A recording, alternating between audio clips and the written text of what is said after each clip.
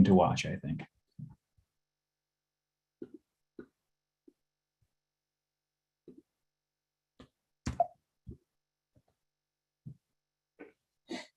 Thing to watch, I think. Oops, I can hear myself. Let me get rid of that. There we go.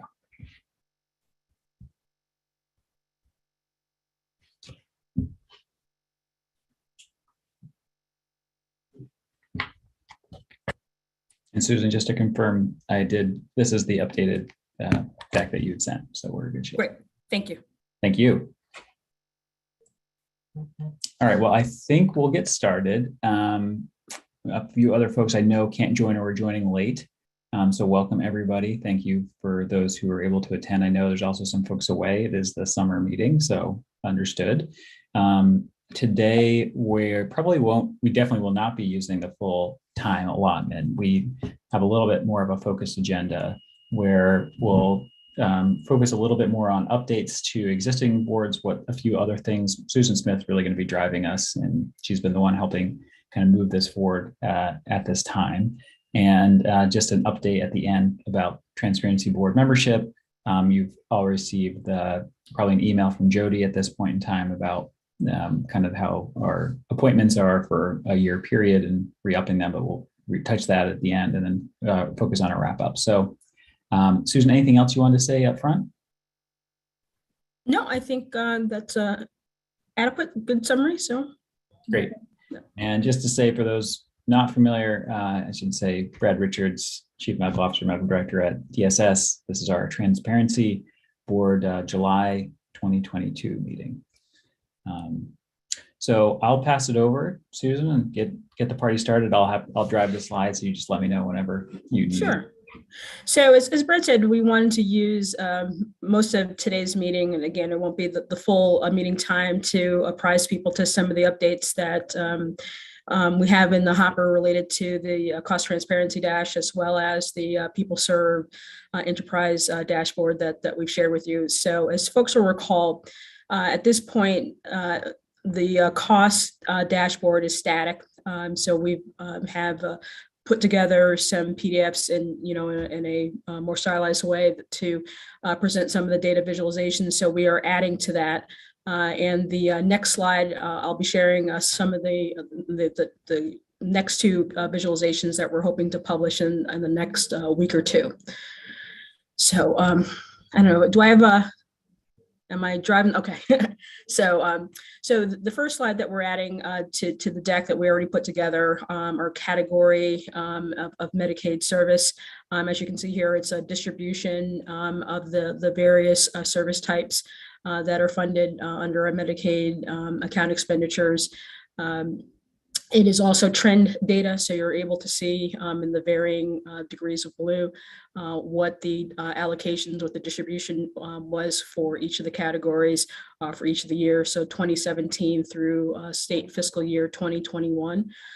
We are, as part of what we will publish, add some definitions so that folks are able to better understand what is under the admin, what's under long-term, what's under home care, waiver service, et cetera, so that folks have a little more information in which to better understand and contextualize and use those data.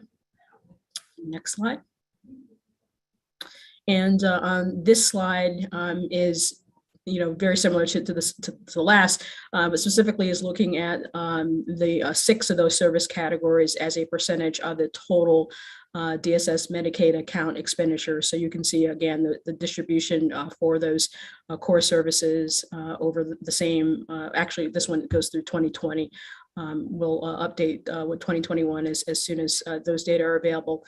But again, trying to make sure that we are working towards adding more pieces to that dash.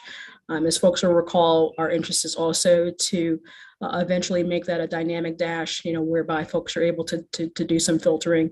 We're not quite there, as it's a little more challenging than it looks. There's a lot of work that actually happens to do some of the roll-ups or some of these categories and other things that are happening on kind of that accounting side that don't translate as easily as one might think to for our dashboard developers or Tableau developers necessarily to pick up. So we're trying to work out some of that to see how we can create some of the methodologies that we can then embed into the Tableau format so that we can then put those into that dynamic format. But before I proceed on, I will give folks an opportunity for some feedback and get your thoughts and input. And we can certainly go back to the previous slide if that would be helpful.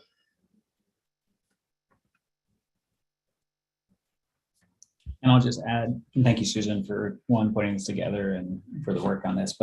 And I think obviously we have to work very closely with our fiscal team to kind of make sure we're putting in, as Susan always says, like our definitions and et cetera. And because there's a lot of accounting that goes into this, and depending on how you define something, and that's a really important aspect of that in the long run to try to be really clear, which is going to take some time to make sure that we have that written in a way that's not just an accounting language, but people can understand. And so there's actually a lot to be done, even with some of the data that we're already producing. I will, also add that, we continue to work with fiscal about other cost constructions and other data points that we can provide. So, we're hoping to iteratively expand on these so that we can provide more information and make it more and more public facing. So, we're looking to iteratively build upon this as well.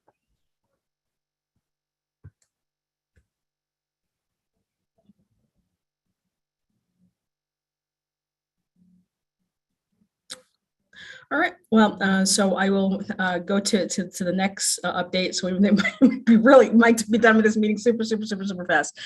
So on the transparency dashboard side, excuse me, on the enterprise that people serve dashboard side, we are actually, that's not true. I've got confused a little bit of this. So let me go back to this. Still on the transparency dashboard piece of this, that I've asked one of my staff folks to go back to the measures that you all had identified to help us do some mapping of those. So trying to get a little deeper in, where do those data exist, either internal or external to the department? Are they data that we're already producing? Are the data that are already being produced by other agencies? And then we're going to use that to do some feasibility prioritization. So we really wanted to kind of keep moving forward on this. Certainly we, have, some staffing challenges in terms of, some of the resources to dedicate, to this, but, we are obviously committed to this and dedicated. So we did want to make sure that we still had folks that were moving this forward. And so one of the research analysts on my team has been taking up the mantle and has been starting to do some of that mapping. So we're hoping that we can then use that to accelerate the presentation of those data. So, some of it may, be static. Obviously some of the HEDIS measures may be starting in that way. But if there are other data points that perhaps we can then tuck under our people, kind of our broader people serve enterprise dash, then we're going to look to do that. But I did want to make sure that folks were aware of some of the work that we haven't forgotten, that we're still very much focused on all the work that occurred all those many months ago to try to make sure that those data pieces are stood up and presented and available publicly. So that is still very much in the hopper. Now going back to the enterprise people serve dashboard, we're moving that forward, what we're calling our phase 2 enhancements and expansions. And so we've made some pretty good progress, with that. So I'm excited to share with you guys a visualization that's probably about 75% there. So Brad, if I could have you move to the next slide. So this is an actual working concept that we have built in Tableau. And what you'll see is that it is building from the PeopleServe dashboard, but allowing for trend views, so time trend views. So for folks who played around with the PeopleServe dash, you know that you're only able to select 1 year, and all the data updates based upon that singular year.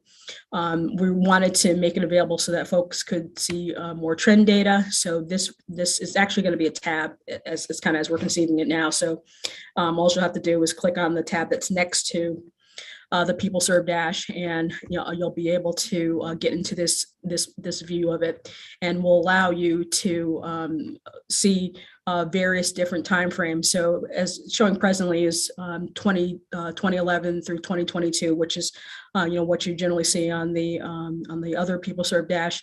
But part of the filtering, as you can see up the top, it will allow you to select specific years. So if you said, well, I want to see what was going on 2015, 2018, and 2021, it will allow you to do that, and all the data will update according to those parameters. As well as the other pieces of being able to filter and say, well, I just want to see it for my town, or I just want to see it for this particular program, or what have you. So this is probably about 70-75% to kind of where we want it to be. We're still playing with the color scheme. It's a little hard to distinguish some of the stack tables, so we're going to work on that. Also, on the line charts below, particularly on the program tile where there are multiple programs. We know that may get a little bit difficult for folks to view, and so want to improve the legibility of that. So that's still in the works, and we're still just doing the general beta testing to see if the numbers are connecting or popping up the way we expect them to, if there are any other issues. But we're very excited to have this piece of the work progressed so far and so quickly, and hope to have that ready September or so. At the latest is really what our hope. So definitely more to come on that. And in addition to this trend, we're also looking at as kind of phase 2.2, I guess, or 2.1. We also want to add some additional filters to the existing PeopleServe dashboard. We're looking at including a filter for language, so that those data would be able to be filtered by folks' primary language. We also are looking at adding a filter for disability status, and one also for veteran status. So a couple other populations that folks will be able to get some information about. And of course, those filters would also then be added to this dashboard as well. So that's kind of where we are with the transparency, as well as some of the future enhancements and expansion to the PeopleServe dash.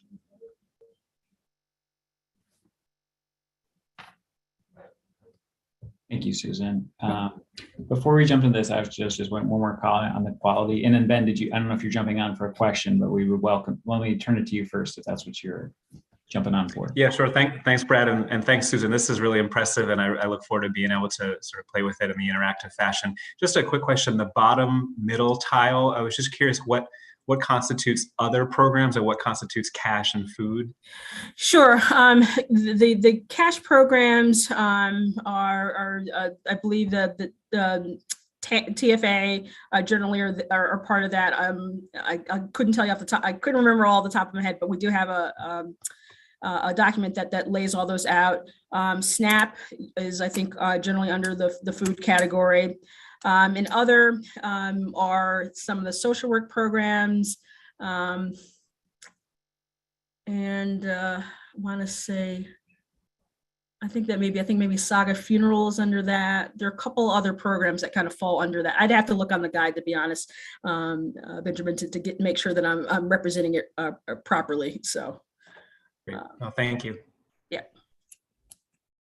Yeah, and I can't clarify much more than that. I think it will.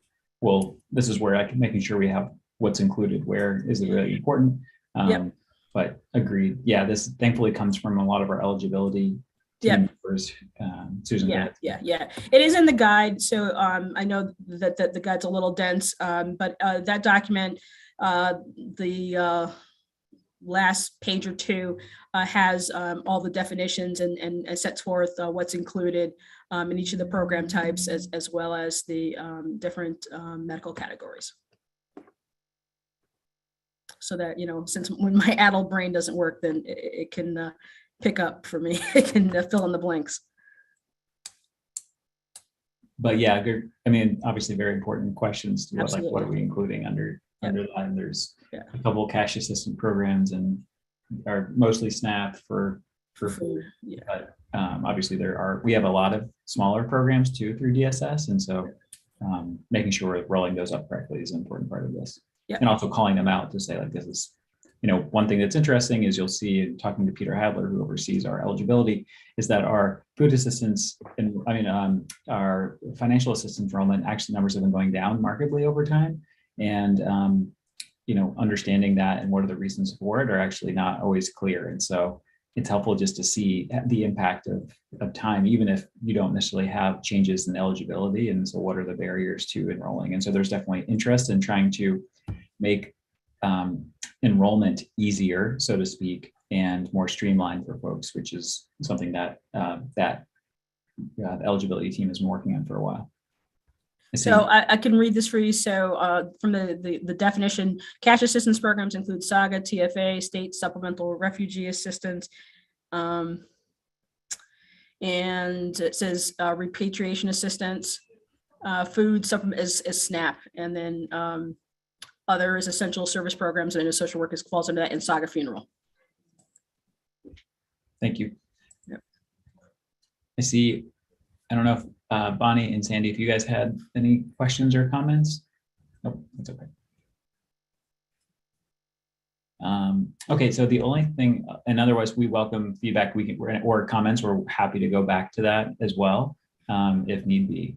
But before we get to a point, actually one thing I will say is that as Susan kind of has been extremely helpful in mapping some of these measures, we actually have HEDIS measures from dental and behavioral health. There was a bit of a hiccup with sharing HEDIS measures through our medical ASO, and they're, I think, pretty much ready almost for us to be able to put those out there. And so that should be by September, I would anticipate. They're static, they're non-interactive, but we do have the measures so that we can display those, and they will include over time, and sometimes it will include by race, ethnicity, when we're able to share it and when there's reliable data for it. So look forward to that at the next, I would say, September meeting. I think, Susan, that seems reasonable based on where we are, which I know is just a drop in the bucket of quality data that we have, but we're hoping it's meaningful as a first step in that direction. And then the other piece, which I think, oh, go ahead, Bonnie. Oh, can't hear you. Still can't. I hear clicking, so maybe now. Can you hear me now? Yes. Oh. 1 second. Okay, we'll give you a second. You jump back on whenever you got it figured out. We're happy to take your question.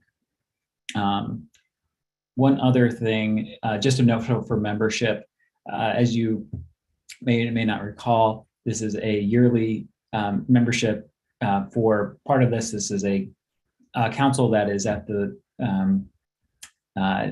direction of the commissioner, and we anticipate continuing that for this upcoming year, looking for continued feedback engagement as we look to continue to grow this. Maybe, I think, probably more slowly than we initially had hoped, but definitely we'll continue to try to incrementally improve it and hopefully make some more strides with it over the course of the next year, but we'll continue to look for engagement. A few other updates: we are still looking into more broad data sharing in terms of how we get data, especially from other agencies, and how we can potentially incorporate some of that into this. Because if you recall back to our initial draft of the transparency, the board, not the council, and our report that we put out, which I know it's hard to remember the difference sometimes probably, but those included a lot of measures from other agencies that are markers of health and well-being of Medicaid members or individuals in the state that may eventually be on Medicaid. And so we're still looking at opportunities and to explore to facilitate that transfer of data over time in a more sustained manner. We have yet to finalize it, but I think there are some opportunities that seem apparent that will eventually get there. I wouldn't say it's anything that's going to happen super soon, but it's definitely an area that we're going to keep plumbing on the side so that we can eventually get access and display that information. And those are things like, reading level at the third grade, or et cetera, things that we think are very important related to health and well-being that we, as the Transparency Board, established, and we'll continue to strive to get there over time. So again, back to the charter that we established last year. So again, appointed for 1-year term, no limits. Jody should, I think everyone probably received an email from Jody, who's been instrumental in making operationally making this happen, just inviting everyone back for participation. If you're unable to, we understand, definitely would know everyone's pressed for time, but we would definitely welcome continued engagement, in whatever manner you're able to provide. We can disband this council, so at some point it may make sense to do so. I don't foresee that happening this next year, but things obviously change. And we are currently planning on, I think we've kind of reset to every other month. We may revisit that depending on where we are, and probably will welcome the input of the council on some of those matters. So let me stop there. Any questions regarding this or things that we already displayed? Bonnie, do you want to try again with your question? No? Okay. Oh, did you put it in the chat? Oh, let me pull it up and I will read it. Having speaker issues, wanted to note that the presentation represented fruition of the thoughtful planning stage of the council and was a wonderful lead into the discussion of membership. I'm very interested in continuing. Thank you, Bonnie, appreciate it. Also welcome critical feedback as well. We know there's opportunities for improvement. And don't worry, no one needs to commit to doing anything right now. Feel free to respond via email at your pleasure. Nicole, did you have any comments or anything, or? No, okay. Well, this may be the shortest council meeting we have, because I think we've pretty much run through everything very quickly today. So the other thing I might ask while we're wrapping up, is there any, in addition to, so this past winter, spring, we had all of our ASOs present dashboards that they are working on. So again, our administrative service organizations, those include our medical, dental, behavioral health, administrative service organizations that create internal dashboards that they utilize and share with DSS. They're not publicly facing dashboards, but we haven't intended to bring in any other speakers or groups at this time. Is there additional information in addition that council members would be interested in hearing about that we can look to bring to these meetings in the future? I would anticipate we would continue to provide updates as we strive to move forward, similar to today. But are there any other things that we can do or provide that might be informative or helpful? Hi, Brad. This is Donna. Hey, Donna. I was thinking one of the things that we get asked about frequently, and I'm sure it gets asked in medical, that maybe we post the CMS 416 results on our website that people can access, because I know a lot of people do have difficulty finding it on the CMS website, because you have to dig through the 50 states to find it, even though they're alphabetical and it's cumbersome. So it's just a thought to make it easier for people who want to see what our metrics look like. And I think we're going to include some of those already once we post it, Donna. So I think we'd welcome your feedback once we get the dental, behavioral health, and medical up there about where that might fit, if we don't have enough in there that you think is relevant. But I know I don't think we're including all of the data. So maybe an additional link that we include or something. We can talk about that separately, but I agree that seems super reasonable.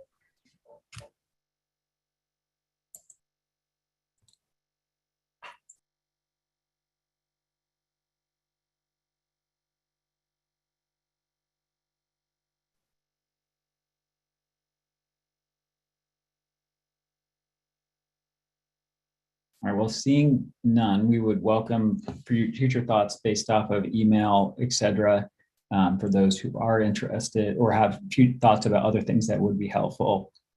It may be worth revisiting some of the ASO dashboards in the future. I don't think we should do that in the immediate time frame, but again, it might be something helpful. And so I think for right now, we're slotted for September 29th at 11 as our next meeting. And at that time, I think we'll have updates. I think, Susan, you think we'll likely have live versions of the people served ready to be viewed by this group for feedback by that point, I would imagine. And potentially the updated financial cost dashboard as well. And then hopefully the static, at least data for HEDIS measures, and as well as maybe some of the additional dental. I think that's where we'll likely be for September. Anything else, Susan, from your standpoint? No, I think we've covered where we are presently. Great. Well, very fast meeting, everyone. Again, I think we're happy to give everyone back 90 minutes of time. Very exciting. I doubt anyone's upset about that. Probably if you are, feel free to let me know. And we maybe in the future, we can also decrease the time we have slotted for this. I think we'll leave it for now because usually these have run closer to the hour and a half meetings in the last. But if this is, again, we have a short one next time, maybe we'll consider condensing it a little bit. So, all right. Thank you, everybody. Have a great rest of the week. And like I said, Susan and I welcome you guys reaching out if there's anything else that comes up in the interim. And if we do publish something, we'll make sure to shoot that to you so make sure you're aware of it for feedback purposes. All right. All right, everyone. Thank you. Have Thank you, a everybody. great day. Stay cool. Bye-bye. Stay cool. Bye, thank you.